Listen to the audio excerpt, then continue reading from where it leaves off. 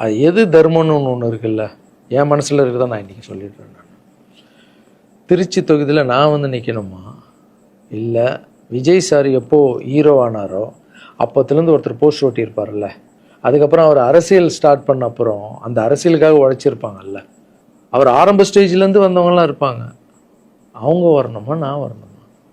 Vijay sir வீட்டில் இன்னும் எத்தனை பேர் திருச்சிக்காக வெயிட் பண்ணிகிட்டு இருக்காங்களோ நம்மளுக்கு என்ன தெரியும்? அது விஜய் சார் டிசைட் பண்ணணும். விஜய் சார் யார் நிற்க வைக்கிறாங்களோ யார் வேணாலும் ஜெயிப்பாங்க. ஏன்னா விஜய் சார் முகத்துக்கு தானே ஓட்டு விடுது.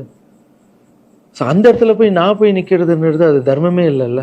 யாரோ ஒருத்தர் விதை போடுவாங்க, அங்கே செடி முளைக்கும், அதுக்கு வேலி கட்டுவாங்க, அதை பாதுகாப்பாங்க, ஒரு மரம் ஒன்று வரும், அந்த மரத்தில் ஒரு பழம் வரும், அந்த பழத்தை நான் எடுத்து சாப்பிட்ணுமா விதை போட்டவங்க சாப்பிட்ணுமா? ஒரு வேளை நம்ம போய் சேரணும்னா எப்படி நம்ம சேரணும்? ஃபஸ்ட்டு உறுப்பினராக போய் சேரணும். உறுப்பினராக சேர்ந்து அந்த கட்சிக்காக 3 வருஷம் உழைக்கணும், 4 வருஷம் உழைக்கணும்.